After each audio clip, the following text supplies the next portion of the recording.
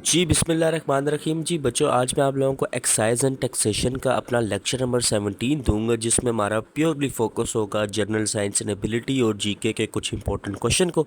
So without any further due let's start the video. Abundant gas in the atmosphere, सबसे ज़्यादा gas atmosphere में कौन सी है? तो सबसे ज़्यादा गैस एटमॉस्फेयर में है नाइट्रोजन। ठीक है। In order to prevent the corrosion of iron pipes they are often coated with the zinc, this process is called. जी, इस प्रोसेस को हम क्या कहते हैं? जो आयरन जिंक से कोट हुई होती है, इस प्रोसेस को हमने आपने फिजिक्स में शायद पढ़ा हो, गैल्वानाइजेशन कहते हैं। जो इंपॉर्टेंट चीज़ें हैं बच्चों, मैं वो कराने की कोशिश करूँगा। ये बहुत इंपॉर्टेंट एमसीक्यूज़ आप लोगों के सामने है। The main chemical substance present in teeth and bone of animals, animals के दांतों में और हड्डियों में कौन सा होता है केमिकल? वो है कैल्शियम फॉस्फेट। ठीक है। ड्राई आइस क्या है? Dry ice is a sodium dioxide. ठीक है, सोडियम डाइऑक्साइड है। ठीक है। उसके बाद है जी, a gas which is not present in normal sample of air, this gas is known as chlorine. ठीक है। कैटलिस्ट इज अच्छा। इसके बाद हम करते हैं ये, of the following the content of the carbon is minimum, इसमें से किस में कार्बन सबसे कम होता है? इसमें से किस में कार्बन सबसे ज़्यादा मतलब ना होने के बराबर या कम होता है? तो आंसर आयरन है। आयरन कौन सा? आम आयरन नहीं, रफ्ट आयरन। ठीक है। मार्श गैस बनता है ऑर्गेनिक मैटर्स और कोल माइंस को डिके करने के बाद, मतलब उसको डिके यानी कि ख़राब या इस्तेमाल करने, इस सारे प्रोसेस को आप मतलब मार्श गैस क्या है जो कि बनता है ऑर्गेनिक? अच्छा, ये आपसे पूछ सकते हैं कि मार्श गैस कैसे बनता है, तो भी आपको पता हो कि ऑर्गेनिक मैटर को डिके करने से बनता है। तो जो ये बनता है, जो प्रोसेस बनता है, गैस बनती है, इस गैस को हम क्या कहते हैं? तो इस गैस को हम कहते हैं मीथेन, CH4 मीथेन। ठीक है। Acidic use in battery, very important MCQs है जी ये वाला। एसिडिक एसिड जो कि हमारी बैटरीज में यूज़ होता है। अक्सर हम बैटरीज जब हमारी ख़राब हो जाती है, हम कहते हैं फूल जाते हैं, तो उसमें सल्फ्यूरिक एसिड होता है। ठीक है। सबसे सन के करीब कौन सा है? मरकरी। ये आप याद रखिएगा। My very educated mother just serve us a noodles. ये अंग्रेज़ी याद रखिएगा, इससे आप लोगों को ये सारे याद रहेंगे, कभी भूलेंगे नहीं। अब मैं आपको बताता हूँ कैसे।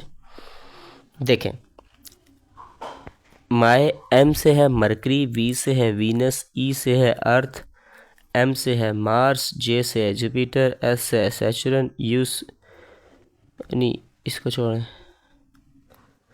N से है नेपट्टून, U से बल्कि यूरेन भी है, यूरेन। ठीक है। तो इस तरीके से हमारे ये सारे बनते हैं। नूडल्स के बाद पहले प्लेट होता था, प्लेट पी से प्लाटू था, लेकिन प्लाटू अब ख़त्म हो गया, 2006 में ख़त्म हो चुका है। अब ये ड्राफ्ट एनिमल हो गया, ड्राफ्ट प्लानट हो गया, सॉरी।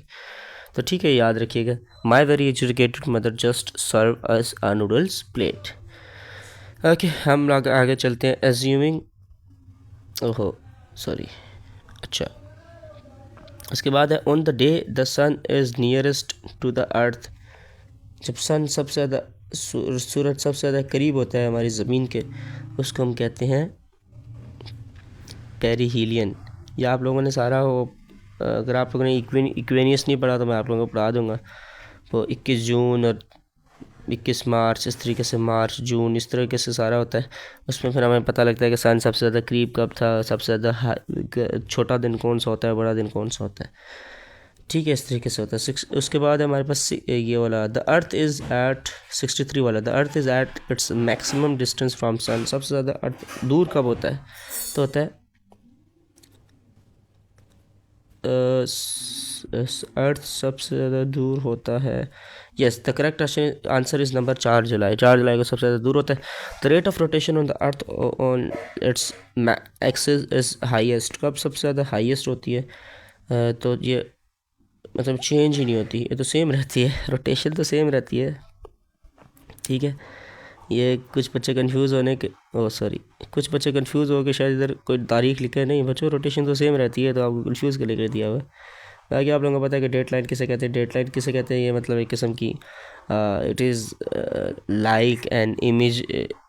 ये आप लोगों का लॉन्गिट्यूड लैटिट्यूड आप लोगों ने अगर नहीं पढ़ा तो वही पढ़ा दूंगा। इक्वेनियस और लॉन्गिट्यूड लैटिट्यूड आप लोगों का जीएसए का टॉपिक है, जब हम फिजिकल साइंस पढ़ेंगे उसमें मैं आपको बताऊंगा। तो ये एक इंटरनेशनल लाइन जो है 180 लॉन्गिट्यूड के ऊपर होती है, ठीक है। रिलेशन सोलर डे और सीड्रियल डे का आपस में क्या रिलेशन है? What is the relationship between solar day and sidereal day?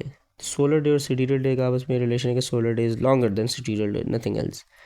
One astronomical unit is the average distance between, ये तो आप सबको पता होगा, ये है अर्थ और सन के दरमियान जो मैक्सिमम वो है, ये 1.49 पूरी वैल्यू है, ये आप देखना वो देख लीजिएगा, बड़ा इंपॉर्टेंट है। एड्स किसने, AIDS is caused by, AIDS जो हैं वो किससे कॉज्ड होते हैं, किससे हमें लगते हैं, वो वायरस है एक, ठीक है, तो इट्स अ वायरस।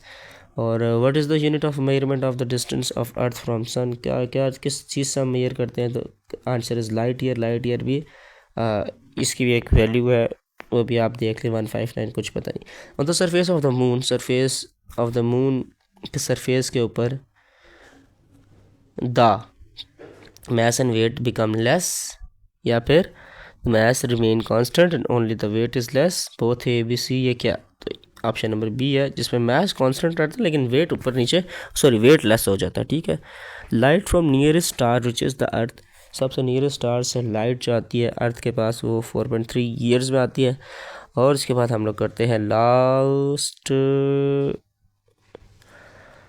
हाँ, the longest day in Australia, very important and interesting MCQs।